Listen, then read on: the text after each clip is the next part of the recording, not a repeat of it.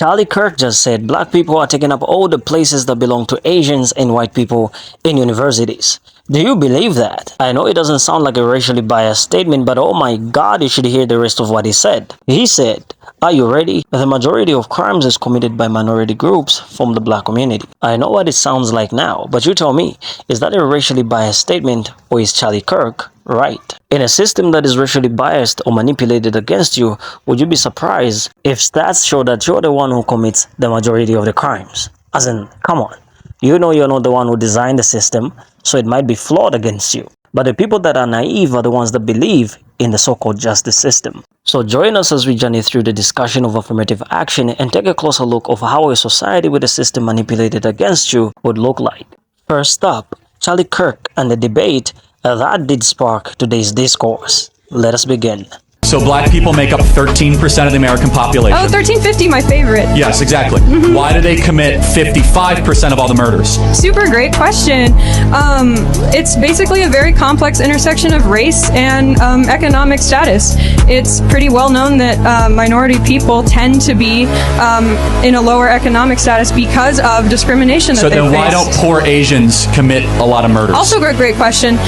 Asian people weren't originally brought to America on purpose like black people, and they weren't already present here like natives. Wait, so blacks murder because they were brought here 250 years ago? No, I would like to finish. Okay, just answer. It's very simple. I am answering. No, I know, but you're not really. I am. Asian Americans predominantly immigrate here for work reasons. They come from already wealthy countries. They're already wealthy when they get here.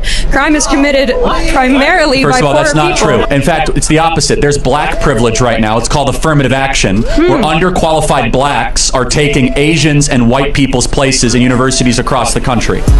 True or false? True. Unfortunately, while the notion of race is illusory, the fact of race in America is not. Whenever I ask an audience of people if they know what the term racism means, they almost universally say they do. I often give a little test to determine if someone is on the same page regarding the term. I first ask my audience if whites can be racist. Of course, everybody agrees they can.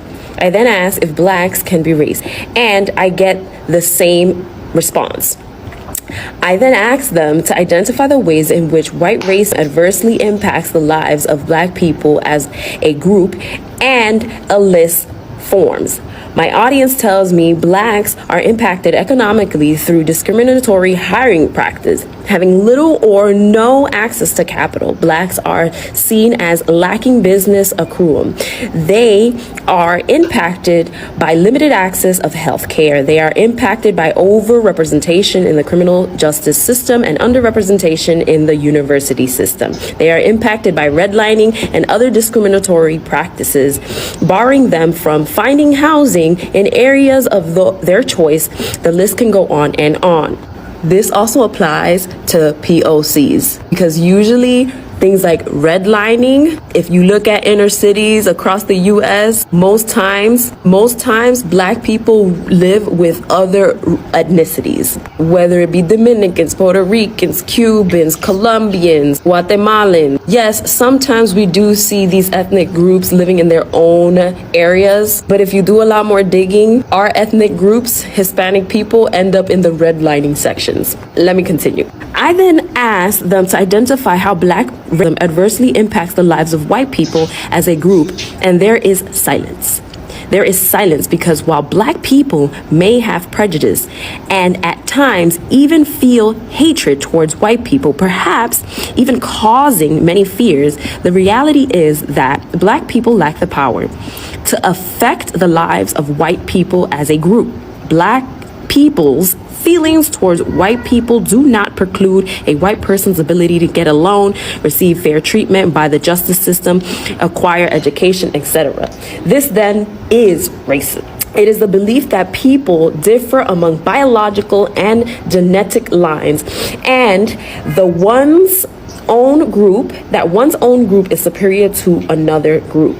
This belief is coupled with the power to negatively affect the lives of those perceived to be inferior. Americans' history is inextricably bounded to these race ideologies, from the codifying of slavery to the beliefs in its manifest destiny to the treatment of immigrants or undocumented immigrants. Many of Americans' actions continue to conflict with its creed that all men are created equally. And we need to remember that race has no scientific merit outside of sociological classifications, meaning the sociological implications that came from the classifications that were historically put into place, whether you live here in the US or in Latin America. The social implications, the way we speak to one another, the way we behave with one another, values that we impose onto ourselves are sociological, which are real things that have real implications in today's society when it comes to race and racism. This excerpt is from Post-Traumatic Slave Syndrome, Chapter 1, entitled I Don't Even Notice Race. If you want to know a little more about this chapter, leave me a comment in the comment section, like, follow. I will be reading this book on my page to unpack the things that people from the African diaspora must do in order to heal from our past history of slavery. So how do we respond to claims of reverse rape? How can you answer someone in a simple way about what it means for, say, a black person to be racist or a woman to be sexist? We covered this in depth on my podcast, The Process with Alex Baytall, this week. It's on Apple and Spotify. Dr. Beverly Tatum's answer, her research to that question, is the foundation for this video and the foundation for that podcast episode. It's not the only way to think about this, but I find it helpful and I hope you do too. As promised, this is the shorter breakdown of that, so you could save it or share it for somebody else. I find this easy to think of in 3 parts. Part 1, ask the person you're talking to articulate their definition of racism and prejudice. The answer to this question in this entire conversation is entirely critically dependent on those definitions. Discussing your own experiences or issues that are facing America, you have to know that you're talking about the same thing. 2, articulate your definition of prejudice and maybe steal from Dr. Beverly Tatum. She defines prejudice as a personal opinion that comes from an incomplete assumption. We all get prejudices and we can all be prejudiced. It's because we are all susceptible to information about other people that's incomplete, inaccurate, or stereotypical. Not only are we all susceptible, we're all exposed to it.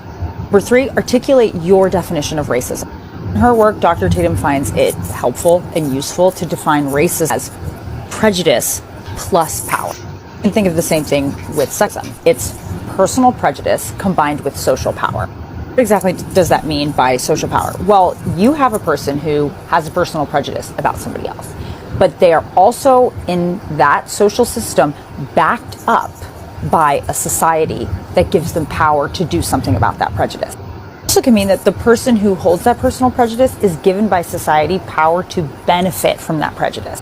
Benefit could be direct or indirect. This is a rough example, but let's say I'm a woman in a corporate setting and there is a male employee who is lower than me, and I decide to withhold a promotion from him just because he is a male. I am discriminating against him using my personal prejudice on the basis of his sex. I've exercised the power I have to do something against him. Let's say a black person sees a woman who in his mind looks like a Karen, so he goes over, harasses, screams at her, and knocks her ice cream cone over. There's a personal prejudice that has been enacted on that woman on the basis of her race and what she looks like. Both are acts of prejudice, and they're biased. Now, definitions of words are what we collectively decide them to be. Dr. Tatum warns us that if we choose to use words like race, sex, classist, and prejudice interchangeably, we miss something and we obscure a social reality that's happening. Run headlong into the problem that these definitions obscure power differentials that are ever present and ongoing and still giving benefits or disadvantages to people depending on who they are.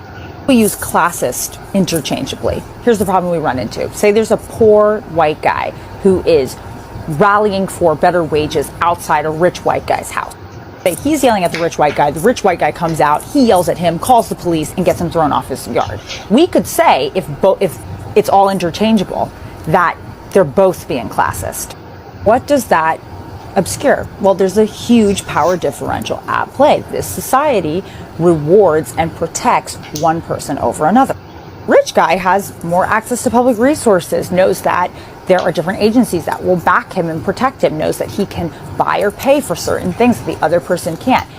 When they go toe to toe, only one person has the backing of public society or multiple options to do something about the conflict. Only one of them has to worry about the consequences of his actions. If we live in a classist society, but the advantages tend to keep going one way, and we decide that everybody can be classist, is that really an accurate picture of what's going on? What helps us understand the situation is to call the poorer guy prejudiced, right? He's prejudiced against the rich guy.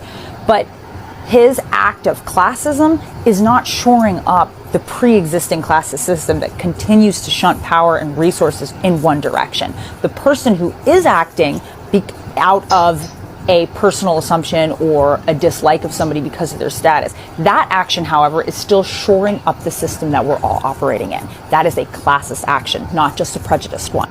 In the American context, race continues to benefit white-appearing people or white people or people who are light brown, and it disadvantages people who are non-white.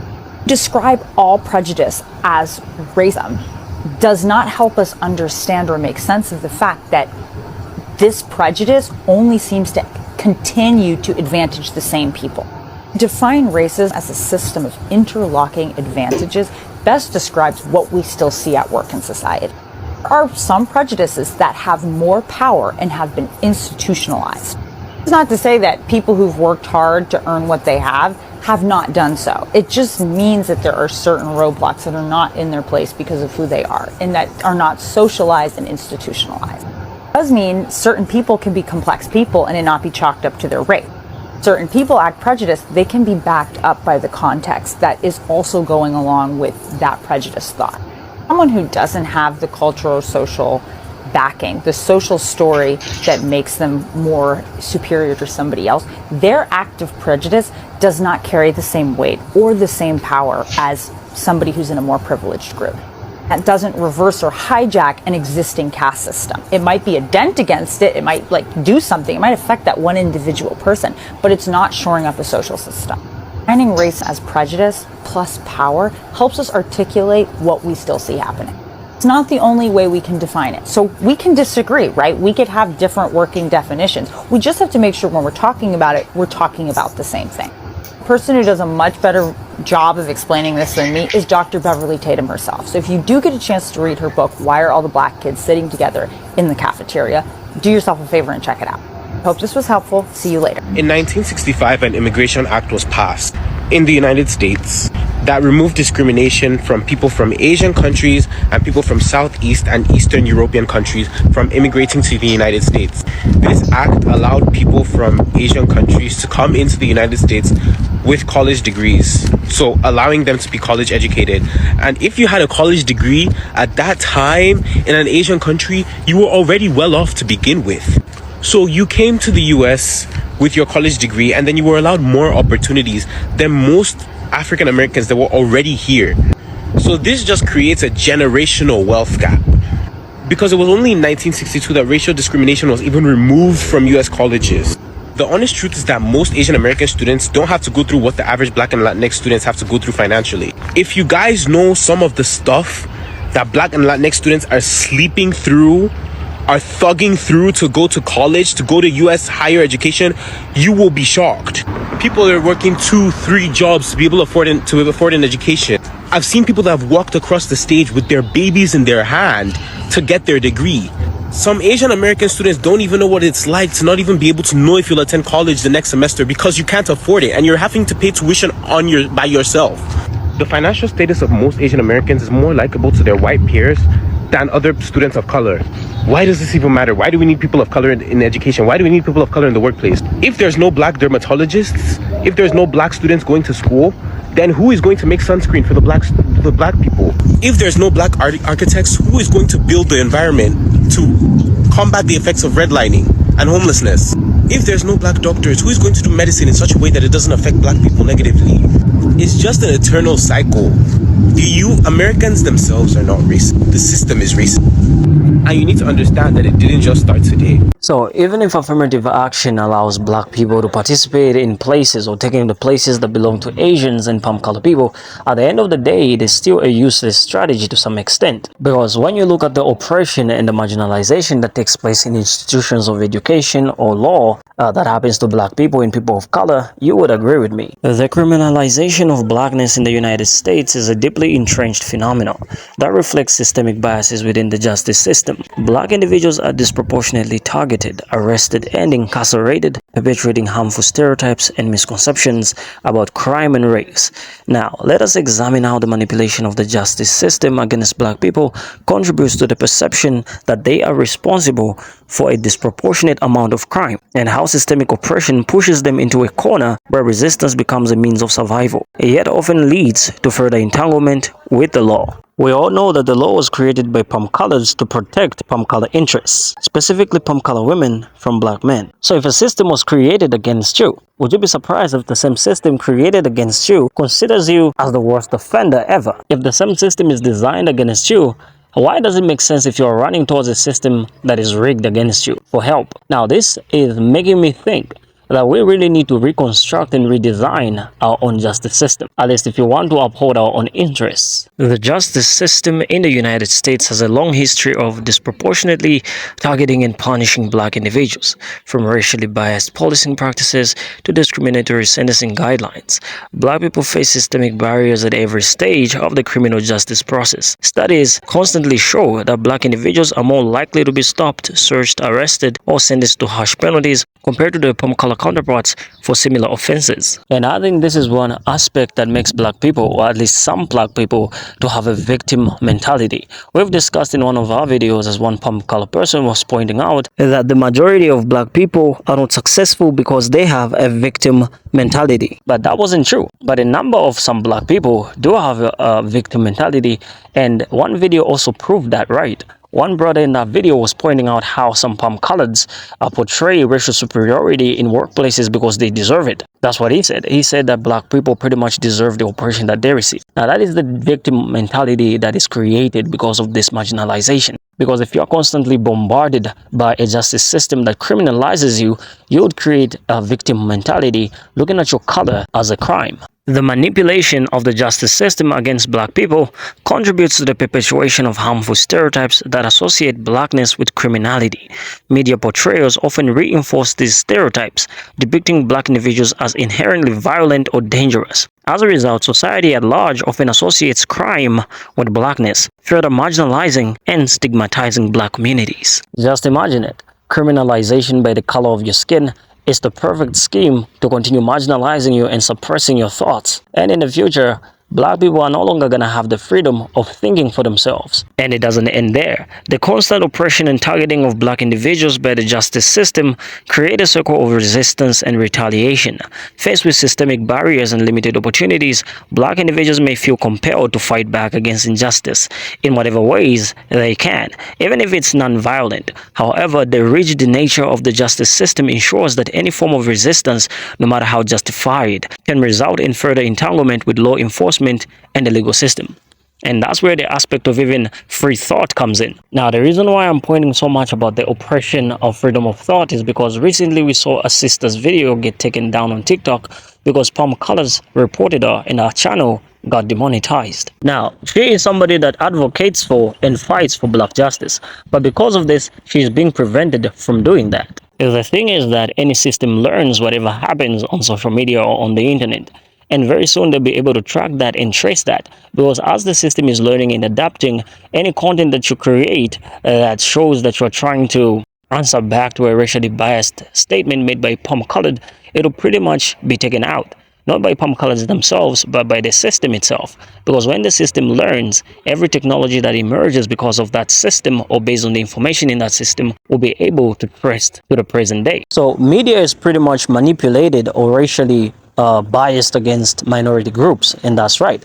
But now technology is also emerging with that concept of being racially biased or manipulated against the group of black people and those that are marginalized. So imagine how the future would look like when a technology that has been created on information that is based on race embeds such a system. Throughout today's discussion, I've been trying to show you that you don't stand a chance against a system that is manipulated against you based on who you are, based on something or a condition that you pretty much can't change. You don't have dominion over your color.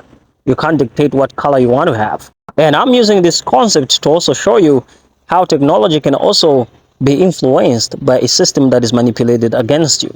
Even non-violent forms of resistance by black individuals are often met with aggressive policing tactics and disproportionately punishable punishments. Peaceful protests are met with militarized force, and expressions of dissent are labeled as criminal behavior. The systemic bias within the justice system ensures that black individuals who dare to challenge the status quo are swiftly, harshly punished, further reinforcing the circle of oppression and resistance. And it is because of phenomena like these as to why statistics are rigged against blacks. So, is Charlie Kirk right in saying that the majority of the crimes committed are done so by black individuals? I'm sorry to disappoint you, but he is. In a racially manipulated system, of course he is. Everything that you can say against the system won't be supported by a system that is racially manipulated against you. Arguing and talking against the system and the people that it supports just means that you're gonna get yourself cancelled, like we saw in that other video involving our sister. But you tell me, what do you do against a system that is racially manipulated against you? And there's nothing that you can do to change your race or the color of your skin. Leave your thoughts in the comments. And I think the most intriguing or painful thing is that we run to the same system for help or in search of justice. I will see you in the next video. Hope you learned one or two things. Please like, share, and subscribe. Signing off. And remember, continue fighting for black justice.